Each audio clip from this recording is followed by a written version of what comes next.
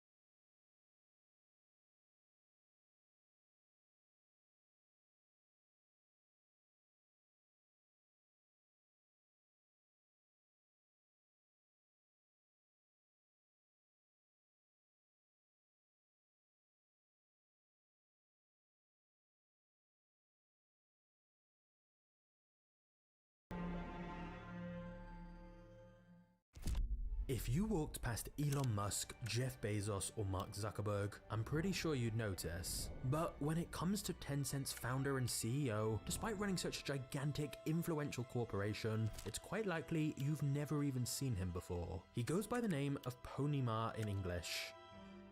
Our next guest is the founder and CEO of Tencent, Pony Ma. However, this is his actual Chinese name. But since in English his surname translates to horse, he goes by the name Pony as a bit of a joke. The fact we don't usually hear much about Pony Ma or know much of his story is mostly by design. Tencent tries to walk the tightrope of keeping both China and the rest of the world happy, and since that's very difficult to balance, he opts to not speak out publicly much at all. It's better to just say nothing rather than cause controversy and headlines. The other reason we know so little about Pony is that unlike his arch nemesis Jack Ma, the founder of China's other dominant company, Alibaba, Pony is introverted and simply doesn't like being in the spotlight. And this has always been the case. Growing up, Pony Ma was a quiet kid who mostly went unnoticed throughout his school years. The only time he did get much attention was when he hacked into his university's computers and got a reputation as a great coder. In fact, for his university thesis, he created a software program that could help forecast stock price movements. And this software was so useful that at age 22, he sold the program to the company he was interning at for a price of about 3 times his annual salary. By the time Pony graduated from college, the internet was in its very early stages, and whilst of course it was very primitive back then, Pony was excited by its potential and began thinking of business ideas to try and capitalize on this exciting new internet technology. However, although Pony was undeniably a very talented and hardworking programmer, the beginning of his future business empire did not come from some revolutionary idea that Pony himself created. You see, it's time for the first uncomfortable truth about Tencent.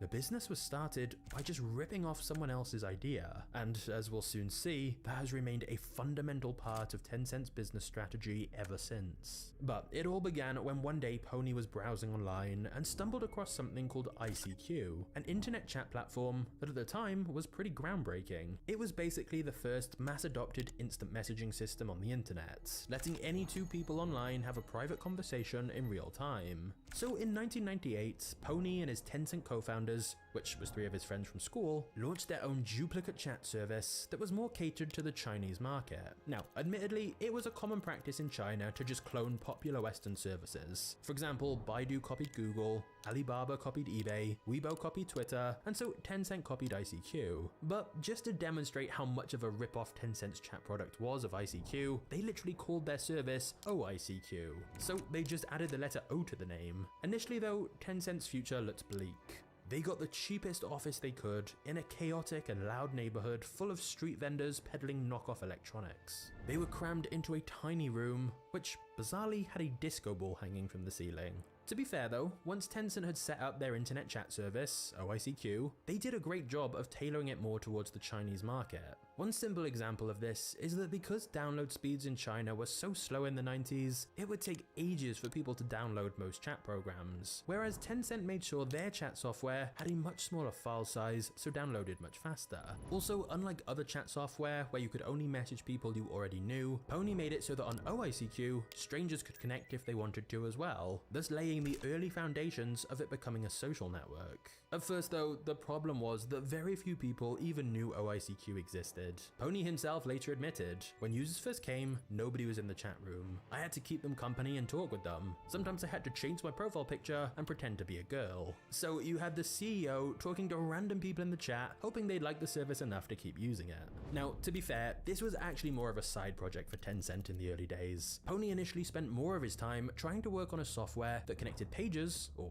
bleepers as they were also known, to the internet. Unfortunately, that idea was going nowhere, and so Pony was relieved when one evening he logged onto their chat app and saw a spike in users. 2 months in, they'd hit 500 users, and from that point, the user number began to rise faster and faster each month as people in China shared OICQ with their friends and family. Before long, the chat app was growing so fast that it became Tencent's only focus. They ditched the pager idea completely and went all in on OICQ. Thousands of users were now joining every day, and so you'd think Pony would have been thrilled. But in reality, he was more stressed than ever. That's because there were 3 major issues. Number 1, servers in China were expensive at the time, and they kept having to buy more, which was particularly problematic because of issue number 2. Tencent wasn't making any money. OICQ was taking off like a rocket, but it wasn't monetized, and so they were actually just losing money the more people used it. But then, worst of all, issue number 3. One day in 1999, about 9 months after starting OICQ, Pony received a thick envelope in the mail from America. It was a letter from the lawyers of AOL, a big American company who owned the original ICQ chat software that Tencent had copied. It said they were suing Tencent for violating intellectual property laws and demanded Tencent stop using the name OICQ immediately. By this point, OICQ had hit 1 million users and was growing rapidly, but Tencent didn't have the money for a lawsuit. They barely had any money at all. In fact, most of the small Tencent team were doing freelance work on the side to try and raise enough money to pay the rising server costs. They were all working crazy hours and getting very stressed out, so eventually Pony decided to try and sell the company. Unsurprisingly though, given the lack of revenue and legal issues, nobody wanted to buy it. People just kept saying they didn't see how it would make enough money to be sustainable. But then Pony learned about the concept of venture capital, investors who were looking for companies that weren't necessarily profitable yet, but had huge future potential. As soon as Pony learned about this concept, he immediately began contacting VC firms and managed to get a meeting with China's most well-known venture capital fund called IDG Capital. In the pitch, Pony used an unusual tactic: brutal honesty. He told IDG, "If you don't fund us right now, Tencent will probably die. And even if you do give us the money, the future is still uncertain." Pony also admitted they weren't fully sure how they would even monetize their chat software. But what he did know is that millions of Chinese people liked using it and that there could be real value there. Now, you'd think that this would be pretty underwhelming to investors. But surprisingly, IDG Capital agreed to invest in Tencent. Years later, one of IDG's decision makers said that Pony's total honesty, rather than the typical overconfidence and false promises that founders often make, is actually what made him think Pony was a really down-to-earth guy who could be trusted, which encouraged them to invest. So, IDG Capital, along with another VC firm, together invested $2.2 million for 40% of Tencent's business. It's not an exaggeration to say that if the deal had not gone through right then, Tencent probably wouldn't exist today. Not only were they nearly out of money, but the dot-com bubble burst in 2000, and investment in cash-burning internet businesses all but dried up. Luckily for Tencent though, they'd got the money just in time and so could continue operating. There was still the lawsuit threat from AOL to deal with though, and so Pony was forced to shut down the OICQ domain names and rebrand their chat app as something else. Eventually, Pony decided to rename it as simply QQ. So their legal trouble was sorted, they had enough investment to carry on running, and their user number continued to grow at an insane rate. After hitting 1 million users in year 1, they reached 50 million in year 2, as more and more people in China shared the software with other people so they could chat. Tencent had perfectly adapted the original ICQ chat to fit Chinese consumers better. Now, just one issue remained: making money. Whilst you'd think having lots of users would make monetization easy, back in the early 2000s on the internet in China, it actually wasn't. Pony tried multiple monetization strategies, including placing banner ads on QQ, selling QQ's chat software to companies, and charging a small membership fee to use the software. All of these failed. And in fact, the membership fee in particular backfired horribly. People in China hated the idea of paying a fee to use any internet service, and so this allowed some competitors to gain market share from Tencent. On QQ's 3rd birthday in 2003, Pony scrapped the subscription fee and made QQ completely free again. But of course, they had to make money somehow. Luckily, it was around this time that some Tencent employees had discovered a Korean website called sayclub.com, which allowed people to create personalized avatars with customizable appearances and clothing. It seemed really popular in Korea, so Tencent decided to once again copy a popular feature from elsewhere and launch their own avatar feature inside QQ called QQ Show, thus giving Chinese citizens a way to express themselves by having their own unique character to represent their profile. For a very small fee, you could buy designer clothes, accessories, and styles for your character. Whilst buying things for your avatar was cheap, equivalent to just a few cents, it cost Tencent nothing, and those microtransactions added up fast. This feature quickly became very popular, especially amongst younger users. Your avatar became a signal of your status, and the feature worked particularly well because many people had started using QQ as a dating app, adding strangers randomly and chatting with them. And so the avatar function was a way to express some personality, and in some cases establish themselves as being rich by purchasing the most expensive avatar items. Finally, Pony could relax a little. Tencent's chat software QQ was now making money by selling these virtual items, and they soon crossed 100 million users in China. Pony even met his future wife through QQ. For 3 months, he was chatting with a girl on there before they met in person. Funnily enough, when they first started chatting on QQ, she had no idea she was speaking to the founder of the service. She reportedly messaged him asking, "Who are you?" And he wrote back, "I'm Penguin Dad," a reference to the fact that Tencent's mascot was a penguin. But she just replied, "Then I'm Penguin Mum." Their relationship began from there, and 6 months after meeting in person, they were married. Unfortunately for Pony, that happiness would be short-lived, as little did he realize his company was about to go to war, and their opponent was a $100 billion corporation called Microsoft.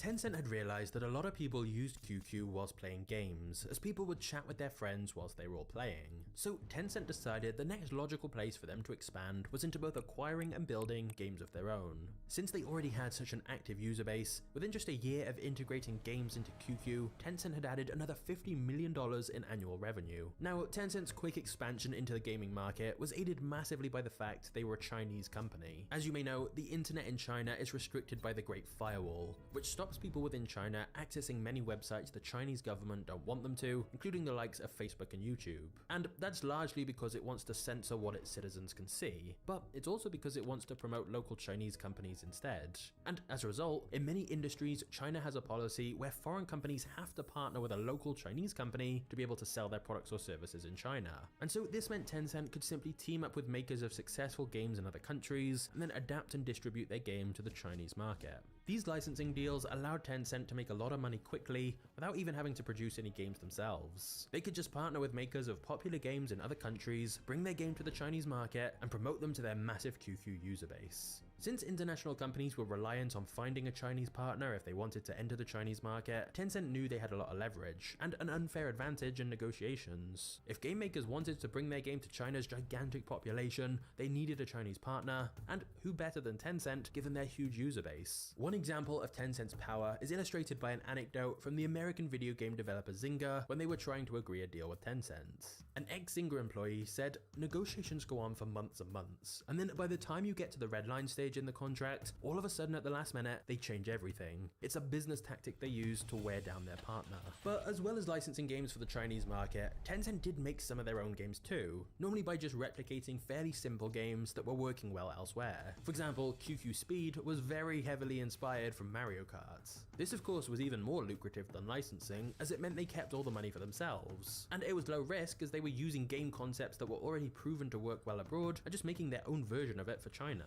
However, since China had a major lack of digital piracy enforcement, Tencent realized if people weren't paying for games up front and were just sharing them for free, why not make the games free for everyone and make money through in-game sales instead, like paying for extra lives, features, and upgrades. Nowadays, of course, microtransactions within games are extremely normal, but Tencent were definitely one of the first to push this so heavily, and it worked. Tencent's revenue continued to rise. With monetization now going so well, Tencent IPO'd in 2004 on the Hong Kong stock market, which provided them a war chest for Tencent to invest heavily in more expansion and growth. However, that growth would only be possible thanks to Tencent's culture. Now, most Chinese tech companies are notorious for their long work hours. The schedule is often referred to as the 996 schedule, meaning you work 9 AM to 9 PM 6 days a week. And that includes hours and hours of unpaid overtime. That's illegal, but the government turns a blind eye because long hours like that built China's tech giants. His day at one of China's tech giants started at 8 AM and should have ended at 8 PM. But he says nobody wanted to be the first to leave or you'd be labeled unprofessional. 像每天下班这么晚，你说要开心哦，要快乐肯定是没有。然后如果是下半年的话，大概基本上是11点半到12点下班。然后基本上没有午休，现在已经有点麻木，就是下班就赶紧休息吧，然后可能。And certainly at Tencent, the culture was very demanding, with internal meetings often going on past midnight. But Tencent also had a strict hiring process, as Pony believed that 5 A players were better than a team of 50 who weren't fully committed, as even one person lowering the standards and not working hard can reduce team morale and drag down everyone else to their level. Not just that, but one of the key culture decisions Pony made after their battle with Microsoft was to ensure that almost everyone in the business had freedom to pitch new ideas and work on new projects. So rather than having a specific research and development division, everyone was expected to innovate. As a result, the whole of Tencent's workforce were actively monitoring the market for new apps and ideas they could essentially rip off and incorporate into QQ. Even Pony himself said in an interview at the time, "I don't blindly innovate. The smartest approach is to learn from the best examples and then try to surpass them." Pony pointed out that this is exactly what American tech giants like Microsoft and Google did as well. But in China, it really was the Wild West where anyone could just blatantly copy anyone else with no protection. And to be fair, this wasn't one way. Whilst Tencent copied others copied Tencent as well. But because Tencent's QQ software gave them access to hundreds of millions of Chinese users, it meant they could then divert that attention to the new features they launched, giving them a huge advantage. Before long, Tencent had a notorious reputation as a killer copycat. At one point, its reputation fell so low, it was embroiled in a full-blown media controversy, and peers openly accused and scolded it for violating copyrights. And Tencent's reputation took an even bigger hit after a battle with a security company called Qihoo that offered a popular antivirus software called 360 Safeguard. Tencent had decided they wanted to get into the security market as well, so they'd created their own very similar version of Qihoo's security software called QQ Doctor. And because they could simply integrate it into the already very popular QQ software, they almost immediately gained a 40% market share in China. So Qihoo decided to fight back by launching a big media campaign accusing Tencent of spying on its users, saying Tencent accessed user data and files on people's devices it didn't have permission to. Tencent sued Qihoo as a result, but in the court of public opinion this backfired, as it looked like a bigger company just trying to silence a smaller company with legal threats, rather than actually trying to demonstrate their innocence. And then Tencent made an extremely bold move. They informed users that Qihoo's software was not compatible with QQ, meaning users had to choose either keep Qihoo's security software or keep their beloved chat app that connects them to all their friends and family. You couldn't use both.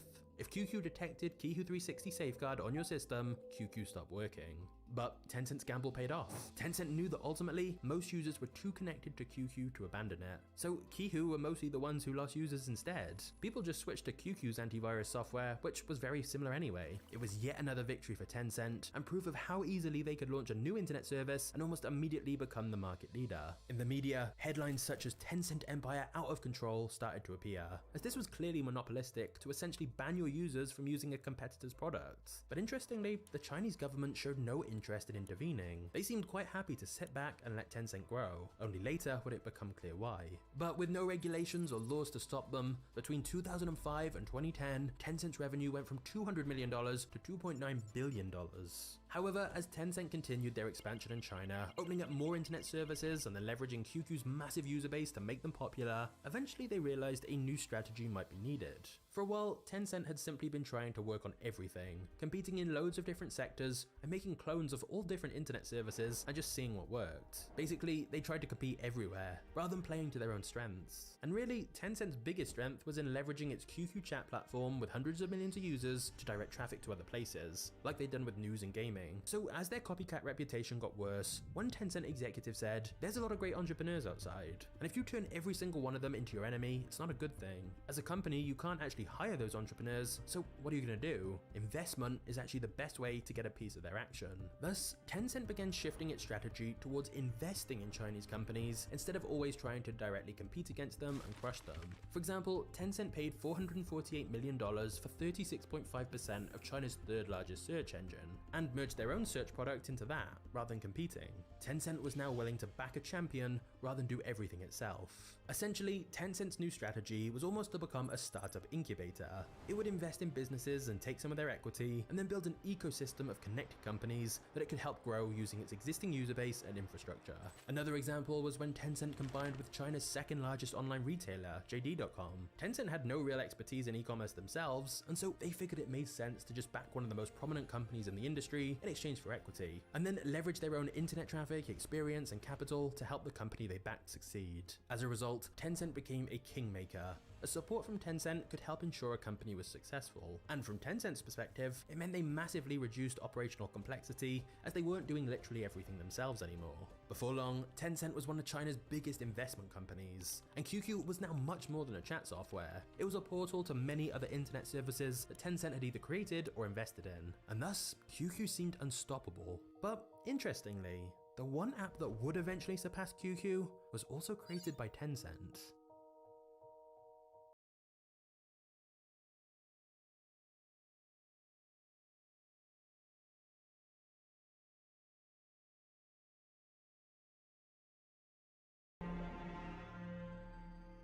Tencent had already succeeded with QQ's desktop chat app, which had now evolved into a website portal with online games and other internet services. But in 2010, mobile internet was beginning to rise in popularity very quickly. Many Chinese people began using a smartphone but not a computer. Pony was paranoid that with the switch to mobile happening, a new startup could displace their dominance. So he decided Tencent needed to create this new startup themselves. Internally within Tencent, Pony created 3 separate teams to work on a new mobile messaging app, meaning they were competing against each other, and also competing against Tencent's desktop app QQ. This practice of teams internally competing at Tencent is normal. In fact, the culture of Tencent has been described as a shark womb, referencing how some unborn sharks cannibalize siblings in the womb to ensure their own survival. So basically, rather than put all their eggs in one basket, multiple teams at Tencent work on a concept, like a new mobile chat app in this case, and the best survives. Or as Pony himself has said, you either wait for someone else to kill you, or you do it yourself first. So Tencent began work on their mobile chat app that they wanted to essentially be a clone of WhatsApp and Kik, a free mobile chat app where people could send messages to their contacts using Wi-Fi or mobile data. Interestingly, Tencent had actually tried to buy WhatsApp for $10 billion rather than starting a new app from scratch. But because Ponyma had to have back surgery, the discussions got delayed. In that time, Mark Zuckerberg swooped in and bought WhatsApp for $19 billion. And some think the possibility of Tencent buying WhatsApp prompted Zuckerberg to close the deal so quickly. Either way, after the WhatsApp deal fell through, Tencent decided to pursue their own chat apps instead, and in January 2011, they launched WeChat. Although in China, it has the name Weixin. Unlike QQ, which had been developed for desktops, WeChat was specifically made for mobile. Despite this, the app was not a massive hit right away, but it did start to gain traction in China when Tencent added a feature called Push to Talk, which allowed people to easily record a voice note, and it would convert what you said into a text message. This was immediately a very popular feature, but once again, it was copied from someone else, an app called TalkBox. You see, at first, Tencent had offered to buy TalkBox, but whilst negotiations were ongoing, Tencent just replicated TalkBox's app within WeChat by themselves, and inevitably beat TalkBox with their superior resources. In later years, companies in China would learn that an offer from Tencent was actually an offer you couldn't refuse. You either lose your company by selling to them, or lose your company by them copying and crushing you. At least if you sell your company, you make some money. When Pony was asked about this at a conference in China, he said, "In America, when you bring an idea to market, you usually have several months before competition pops up, allowing you to capture significant market share. In China, you can have hundreds of competitors within the first hours of going live. Ideas are not important in China, execution is." So WeChat was now gaining momentum in China, and just like QQ, Tencent did not want to keep it as just a chat application. In fact, because WeChat was a mobile app that people would always have with them wherever they were, Pony quickly realized that the amount of services they could connect to WeChat was seemingly limitless. For example, within WeChat's app, Tencent introduced a feature called Moments, basically their version of Facebook or Instagram, a real-time social media feed of posts, images, and articles. Following the success of this, they added a blogging service called Public Accounts, so people could write articles which could then be shared on Moments. There was also official accounts, allowing publishers to distribute content and businesses to distribute products and services. This would be like the equivalent of following their newsletter, for example. But nobody in China really uses emails very much, so they're more likely to use WeChat to follow brands that they're interested in. By 2012, WeChat had 100 million users. Remember, it only launched in 2011, thus making it the fastest social media growth in history, taking only 433 days to hit 100 million users. For context, it took Facebook around 5 years. A year later, in 2013, WeChat was at 300 million users. But the key to WeChat's eventual dominance in China was that Tencent just kept bundling more features in this same app. For example, they added quirky features like Drift Bottle, which was a service within WeChat to help people find new friends or dates. You essentially put either a voice or text message in a virtual bottle, throw it into a virtual sea, and then another random user picks it up and decides whether to reply to your message or throw it back for someone else to get. This actually became a really popular feature, with many Chinese people making genuine friendships and relationships through it. And for some people, it became a hookup app.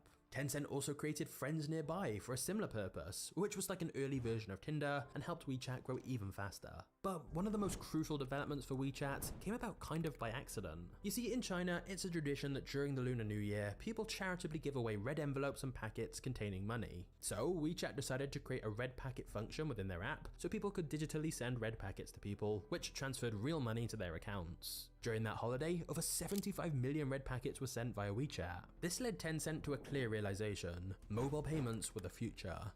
This feature that was meant to be a fun little temporary thing over the holidays ended up leading Tencent to create WeChat Pay, their mobile payments platform to digitally transfer money. Before long, WeChat's wallet feature was not just used to send payments to other people, but as a way to pay for things in shops, and in fact, basically anything where money needed to be sent or paid. Rather than carrying around a credit or debit card, it was easier to just use WeChat since their bank details were already connected.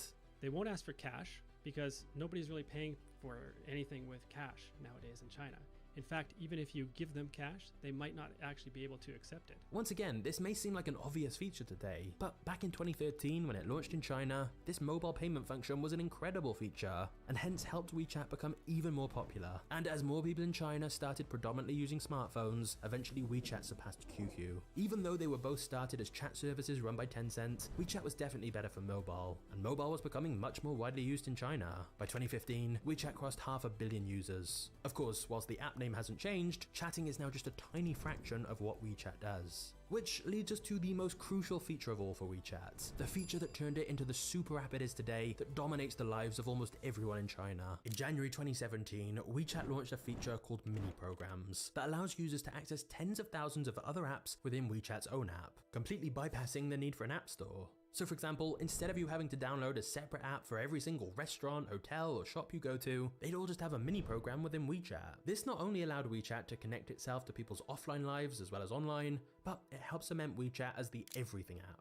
Even before this, Tencent had created so many of their own services bundled into WeChat, like payments, games, and dating, but this mini programs feature meant there was basically no need to even have other apps on your phone, because services from other businesses were now available via WeChat as well. For example, China's dominant ride-sharing platform Didi have their own mini program within WeChat, so if you want a taxi, you don't need a separate app.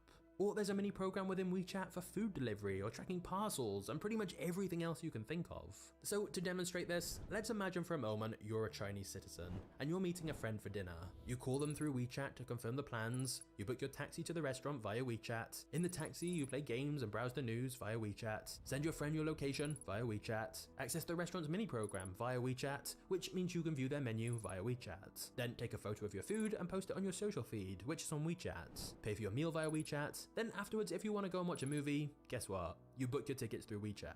Essentially, imagine your life without a smartphone at all, and in China, that's what life would be like without WeChat. Okay, I think I've said the word WeChat too many times. But anyway, as a result of this mini programs feature, Tencent has essentially become the gatekeeper to the market for other businesses, since people don't really need to use the App Store when WeChat has everything inside of it. So companies almost have to partner with Tencent in order for their services to be used. But this means Tencent can effectively tax all other companies by taking a percentage of the revenue generated through their mini programs. WeChat is linked to other companies, so you go through WeChat to another app or website and then you buy through there, but you pay with your WeChat. Now, what's interesting is that an all-in-one everything app like this has been suggested outside of China as well. In fact, even quite recently, Elon Musk talked about X, a super app similar to WeChat. If you're in China, it's basically, you kind of live on WeChat. It does everything. And we don't have anything like that outside of China. Such an app would be really useful. But it was quickly shut down. We have enough concerns about big tech and social media without one single company controlling everything. But now you can see why Tencent has become a money machine, because unlike many of the big tech giants in the West, such as Facebook and Google, Tencent doesn't need to rely so heavily on advertising revenue. In fact, some Tencent staff joke about how Facebook's business model is very primitive. There's a quote from a Tencent employee saying, "When you have 1 billion users, the last thing you should be thinking about is how do I sell them a ton of ads. What you should be thinking of instead is how to ensure you keep these users happy so you don't drive them away because you're annoying the hell out of them." And that's what's notable about WeChat. It has kept a pretty clean interface and doesn't spam users with ads. It doesn't need to. They make so much money through microtransactions since they're involved in so many aspects of people's lives. When you have over 1 billion people using your app for so many different parts of their life every single day, those small fees on every transaction add up in a massive way. How would you describe it to you? How important is it? Half of my life. Basically, everybody there uses it. At least everybody I know that is age 70 or younger in China uses WeChat. Basically, the app can help you with all aspects of life, literally, in China. However, given that WeChat dominates people's lives in China, you may wonder why it's not so popular outside of China. Whilst we don't have confirmation of exactly how many people use it outside of China, estimates suggest possibly up to around 100 million, which is decent, but it's a tiny fraction compared to the well over 1 billion people inside of China who use WeChat. And most of the people who use WeChat outside of China are Chinese expats living abroad, or people needing to connect with others who are in China. So, if WeChat is so useful in China, why didn't the rest of the world adopt it? Why doesn't Tencent expand more in other countries? Well, this is where things get dark. The simple answer is that the same reason Tencent's apps are so big in China is precisely the reason they're not so big anywhere else. It's time to look at Tencent's complicated relationship with the Chinese government.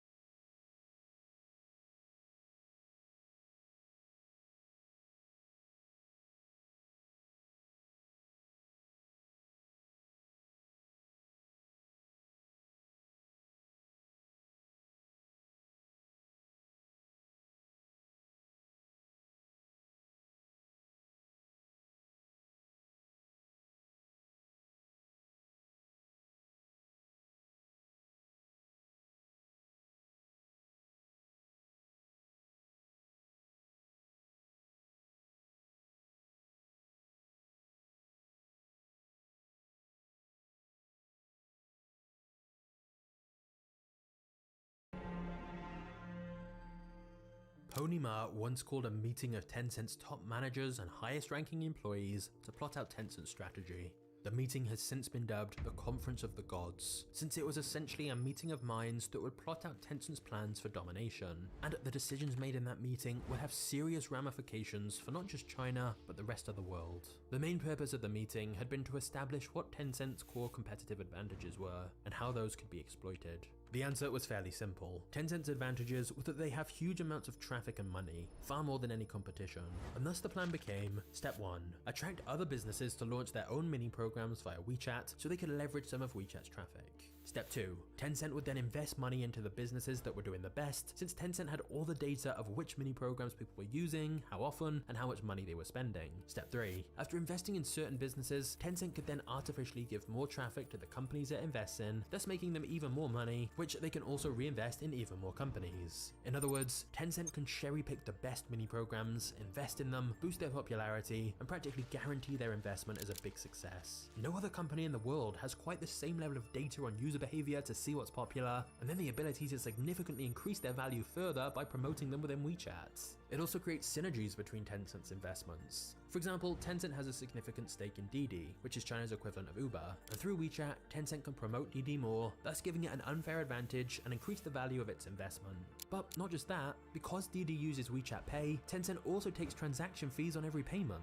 It did the same thing after investing in the Chinese e-commerce company JD. Once Tencent owned part of the business, they massively increased JD's visibility within their apps to drive more sales. Of course, all of this was insanely lucrative for Tencent. But then came the next part of the plan, using some of the money it generates from its cash cows in China to invest in companies abroad, thus letting Tencent diversify away from China. This is particularly important for Tencent, because if their entire empire is only based in China, they are totally at the mercy of the Chinese government. So Tencent has acquired or invested in many hundreds of companies outside of China in all different industries, thus building a huge international portfolio. For example, Tencent became one of the largest shareholders of Tesla. Tencent also bought parts of Reddit and Discord. This did prompt some backlash and concerns, as some argue that if Tencent has access to a company's data, so does the CCP, and that through Tencent they can subtly influence decisions in these international companies and thus ultimately influence Western culture.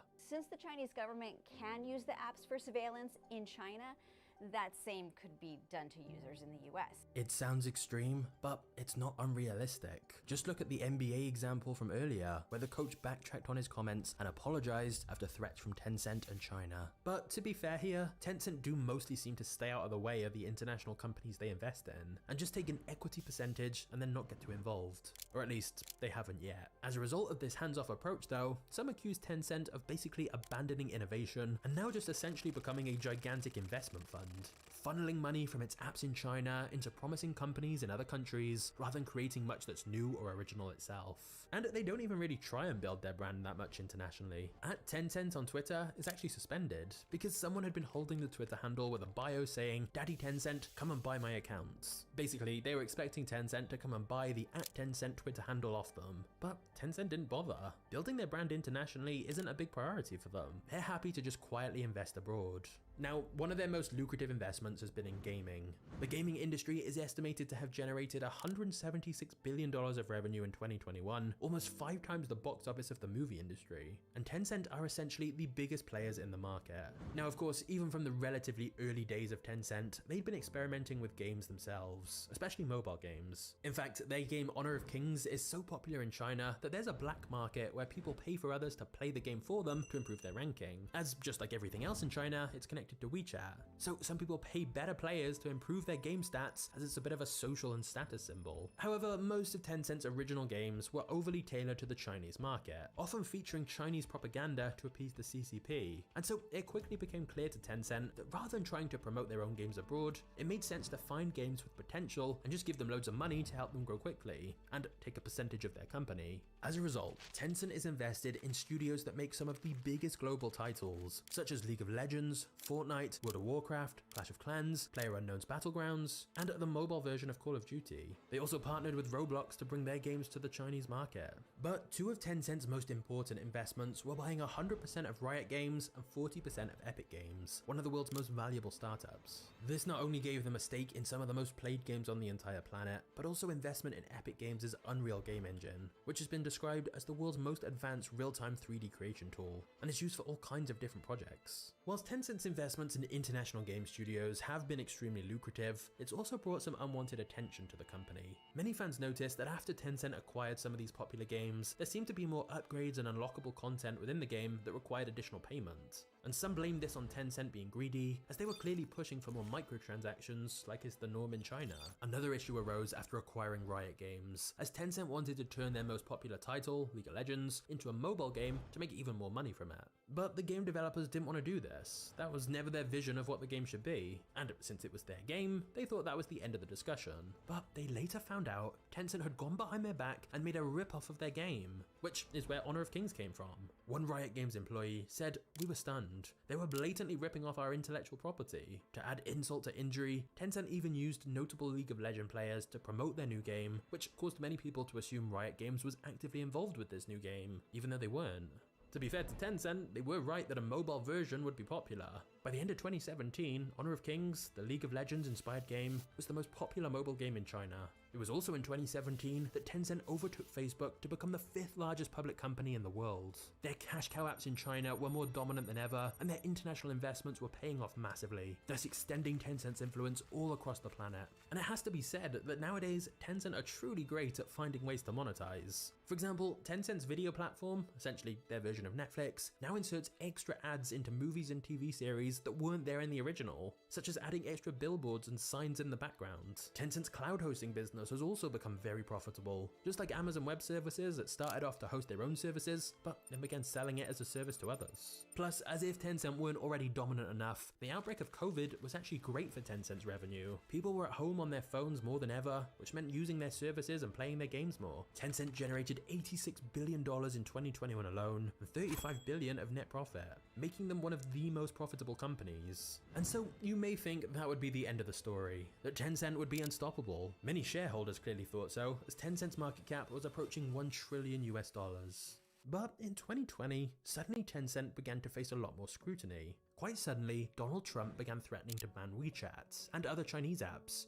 President Trump is making good on his threat to crack down on 2 popular Chinese-owned social media apps. He's signed executive orders banning TikTok and WeChat from operating in the US.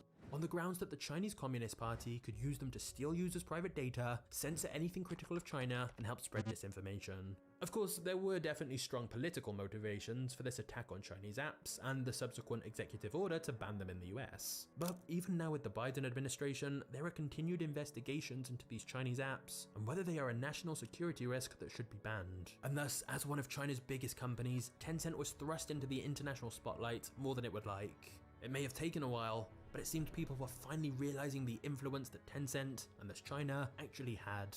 Luckily for Tencent, their strategy of taking minority stakes in international companies gave them a lot of protection. For example, even if the US did want to take action against Tencent, it's not like they would ban Reddit or Discord just because Tencent had invested a lot of money in them. The only risk was governments banning apps Tencent fully owned and created, like WeChat. But as we know, most of their users are in China. So Pony figured this negative media attention in the US wasn't going to cause too much damage to Tencent's empire overall. As long as Tencent was on good terms with the Chinese government, things should work out. He breathed a sigh of relief, realizing maybe things were going to be okay after all. But then, quite suddenly, Pony's worst nightmare became a reality. You see, Tencent has faced a lot of business battles. We've seen them go to war against Chinese companies like Qihoo, big American companies like Microsoft, and even political battles like with the US government. But there is one enemy Pony Ma most certainly did not want. One enemy that could genuinely destroy them: the Chinese government.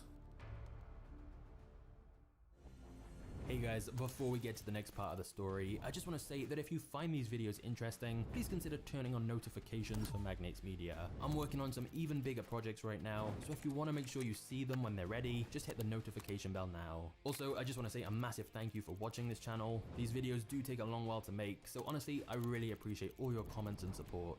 So yeah, thank you for everything, and now let's get back to the story.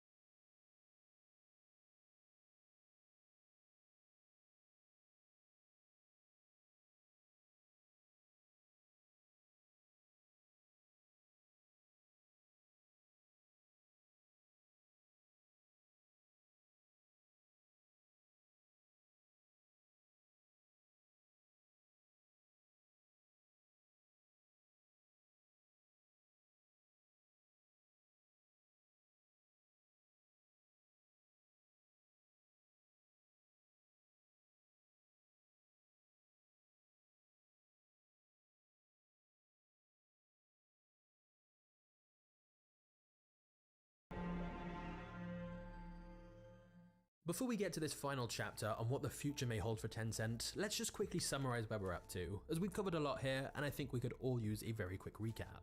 So, Tencent started out by copying a chat software and by tailoring it to the Chinese market. They then turned it into more of a social media platform, just as the era of desktop computing was exploding. Tencent then used their resources to jump on the wave of mobile internet growth and became an essential part of Chinese people's lives by creating WeChat for mobile. They then utilized the insane traffic they were getting from QQ and WeChat to diversify into other more lucrative opportunities like gaming and video. Tencent's approach to rivals was to clone their product or service and then drive vast amounts of traffic to it thanks to QQ and WeChat. If that didn't work, they'd buy out the company instead or buy a large stake in it. And Tencent continually kept reinvesting profits to either clone or buy other services and often swallow them into WeChat.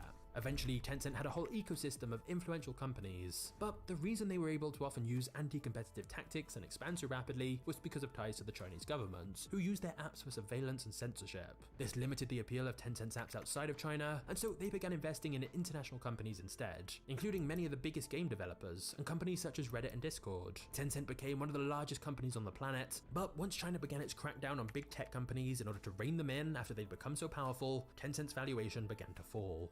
Phew. Okay, so that's where we're at, but what next? Well, the cracks have definitely been showing for Tencent. There have already been layoffs over the last few years, and Pony recently blasted employees for being lazy, saying you're chilling on the weekends, playing ball, and began demanding a lot more from his team in an uncharacteristically aggressive speech. But to be honest, Tencent should be fine.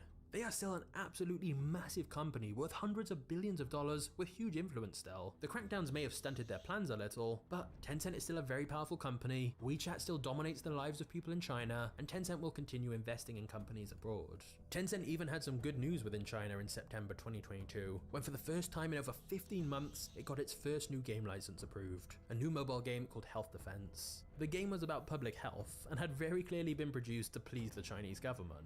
And that is perhaps the one thing that will change. Tencent will have to be even more closely aligned with the CCP to ensure there's no further issues. For example, Tencent was actually one of the major investors in the movie Top Gun Maverick, but they decided to pull out of the project over concerns that the film's themes could anger the Chinese government. Tencent has also partnered with the CCP's propaganda department to help promote their worldview and socialist values. Like, they released a game, Clap for Xi Jinping, a game where you literally just clap for the president to show your appreciation. So basically, it seems clear that Tencent is trying harder than ever to stay in the Chinese government's good books. And I mean, they don't really have a choice. As for what's next for Tencent though, that's a question Pony is almost certainly thinking about often. He was early to catch the rise of desktop computing, and then early to double down on the rise of mobile internet as well. So can Tencent catch the next wave, whatever that may be? For example, some believe the metaverse could be a big part of our future, and Tencent are arguably even better positioned than Meta for building the metaverse given their dominance in gaming and virtual worlds already. But then again, the CCP probably wouldn't want a metaverse that they couldn't have a lot of oversight in, so that probably limits Tencent's chances of building a global metaverse. And thus, the eternal struggle for Tencent to keep China and the rest of the world happy will continue. But what can't be denied is that Tencent is ultimately an incredible business success story. Whilst this video has of course looked at some of the controversy surrounding Tencent, they've also done a lot of good too and made some incredibly useful apps, so there is definitely plenty of lessons to learn here. There's a quote I like a lot, that you have to learn the rules of the game and then you have to play better than anyone else. And I think Tencent is a great example of that. They literally went from being a tiny company on the edge of bankruptcy to one of the world's most valuable companies. And so I hope you've enjoyed this journey through Tencent's history. But now, since we've just looked at one of China's most influential companies, I think it's only fair we do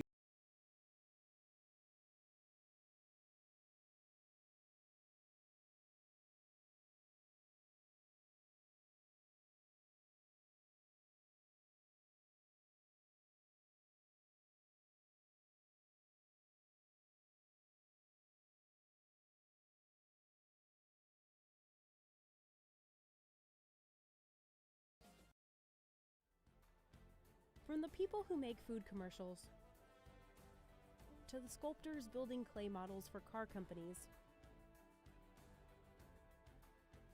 we traveled the globe to learn about the world's most fascinating jobs. Our first stop is Detroit, Michigan, where we see how Ford builds a life-size clay model of the latest Mustang.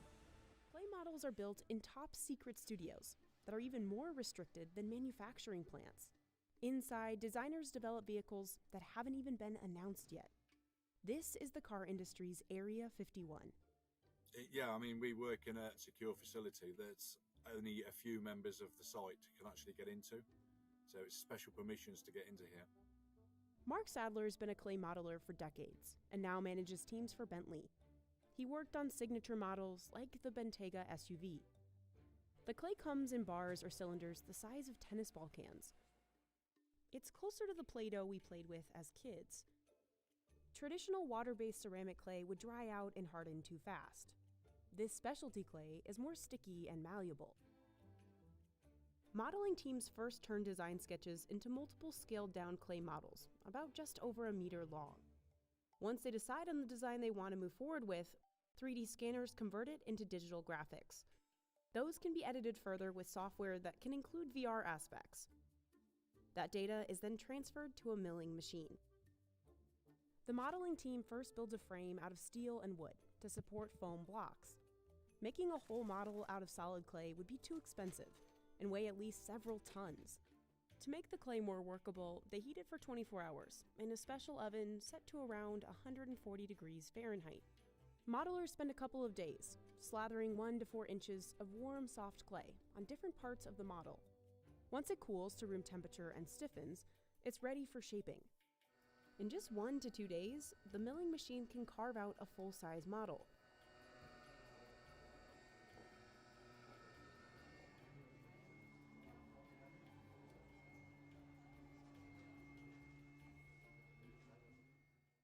But it's not close to being finished yet. Modelers still have to smooth out surfaces, corners, and edges.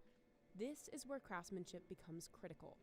I've met people that have come from the porcelain industry that have migrated very quickly, very easily into the clay modelling side. But I've also met people that no matter how much training you give them, how much guidance, they just don't get it. They also carve out important details, like hoods, roof lines, and fenders, all by hand. I mean, you can have at least probably 60, 70 tools in your box that do similar things, but do it in a slightly different way. Their tools may look like medieval surgical instruments. Very, very, very simple things. I mean, this is quite a crude tool, but it's almost like a cheese grater. So you can actually scrape a lot of clay off, but keep the surface quite flat and level. But this strange collection of razor blades and wires has been responsible for some of history's most beautiful cars. Clay modeling dates back to the 1930s, but the technology has changed drastically. Now, computer-driven machines take hours to do what used to take days or even weeks of manual labor. Still, the tools used for actual sculpting are mostly the same. This is a very simple tool that we use, and it's just you just scrape it like that. There's these what we call slicks. Now, what these are very thin steel, but what it allows you to do is to shape, and then you can use that shape to drag down the surface of the clay. The real advantage of clay is versatility. Modelers can experiment and make a change that may or may not work, but can be easily fixed. If modelers make a mistake, they use a hot air gun to soften the area and either add more material or remove it. To give the most complete picture of what the vehicle will look like, 3D printers produce headlights, grills, mirrors, and more. The hard parts, or the three-dimensional printed parts, they develop with the model, so they will get more and more detailed as they go along, and the materials in those parts as well will develop. So what might be a painted part to begin with will end up being a crystal part at the end. The team uses 3D scanners to create a digital version of the model. That way, it can be shared instantly with the company's engineers and designers all over the world. Near the end of the process, clay models are covered in a glossy film called die knock that resembles painted sheet metal. It gives modelers an idea of what the actual car will look like. The film can help identify mistakes in the bodywork that need to be corrected, and modelers are no strangers to corrections. Despite how much faster scanners and milling machines have made this process, it can still take years to finish a clay model. Over a dozen changes can be made to the model before it's given the green light. Car designers may continue to adjust details in the bodywork by just millimeters. Engineers will make changes to its structure that improve the vehicle's crash test ratings. When sculpting these different changes, modelers rely on one tool everyone is familiar with: tape. The tape that we use, it's a Scotch tape, black tape. So that sticks onto the clay, so that when the designers want to change something, or we want a more defined guide to help us clean up surfaces, we can put this on and then we can work a surface to it. While these simple tweaks can be done by hand, major changes require the model to be completely remilled from updated data. The combination of materials and the amount of labor is what leads to those six-figure price tags for automakers. Bentley tries sticking to a strict 12-month timeframe, but it's not the case for everyone. Designers spent over 4 years making this Ford F-150 Raptor model out of nearly 2,000 pounds of clay. No matter the company, once the modeling team starts going, they're racing against the clock. The biggest challenge we always have is time. And especially if I've got the head of the department coming out, the head designer coming out and say, no, I'm not happy with that. I need to change this, that, the wing, the whole body side. It's trying to balance everybody's wishes and requests and what they actually want to see, and to hit that deadline that we've got to hit. So what makes these expensive clay models more useful than virtual ones? For one, automakers can test a car's aerodynamics. Computer programs help, but they need a real-life model to thoroughly test this. To do it, they use a giant wind tunnel. As a massive fan spins, engineers use a smoke wand to see how easily air will flow over, under, and around the car on the road. It's called drag, and it helps measure how much energy a vehicle needs to move. This informs how much fuel the car will eventually consume. In some extreme cases, companies can spend over 1,000 hours in the tunnel testing a model's design before committing to full-scale production. And modelers are standing by, ready to make adjustments on the spot. But most importantly, models are used to see how a car prototype actually looks. They can see things like how natural light plays on its curves. Only a real 3D model can show how it will look when it's actually on the road. You're trying to create something that will grab somebody's attention, and it will almost get the heartstrings going, get the emotions going. And sometimes you just can't quite get it there with digital or VR. You just can't do it. So it needs that hands-on process. No matter how much more accurate and reliable VR design technology becomes, clay modelers like Mark don't see their practice disappearing anytime soon. You're always going to need a physical model to verify the data that you receive. I can see the generations coming through now that are more used to using different software, virtual reality, and there will be more confidence in what they see virtually.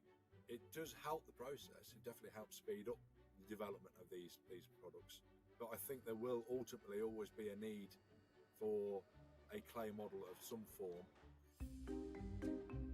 We're in Saint-Malo, Brittany, France, and we're about to visit Bordier, a traditional maison de beurre or butter house. When you picture butter, you probably think of a yellow block in a plastic bag. Well, not here. Here, butter is done artisanally. Everything is churned, kneaded, and shaved by hand. And I can't wait to see that. Let's go. In February, we met with Geneviève Bordier, son and grandson of butter and cheesemakers who brought back to France the 19th century technique of malaxage, using this big wooden wheel to knead the butter. To Geneviève, the malaxage is a more romantic way to make butter. Je suis toujours parti du principe que ce qui était le plus important, c'était les émotions. Après, on va essayer de voir comment on peut faire avec les émotions. Mais si on fait un produit que marketing, ça ne m'intéresse pas. Comme ça ne m'intéresse pas de produire 10 millions de tonnes de beurre, ce n'est pas mon métier. Moi, je suis un tout petit bonhomme et je fais des toutes petites choses, c'est tout. The malaxage is really what makes Bordier butter unique. These are 50 kilo blocks of butter extracted from milk, and are pretty standard in the butter making industry, even for the most artisanal. But while everyone else will use huge centrifuges to filter out the last remaining drops of buttermilk, butter at the Bordier workshop is flattened by a wooden wheel and worked by hand by Eric. Là, ce qu'on va faire, c'est qu'on va vous montrer un malaxage complet. On va découper ces cubes de beurre et on va le transformer. Voilà. Let's do it. Little by little, the malaxage is going to give butter a new life. Dating back to the late 19th century, this tool was first used to rework different butters. At Bordier, it also helps give butter the desired texture. C'est le plus mauvais moment de l'année pour le malaxage, puisque le beurre, la qualité de la texture du beurre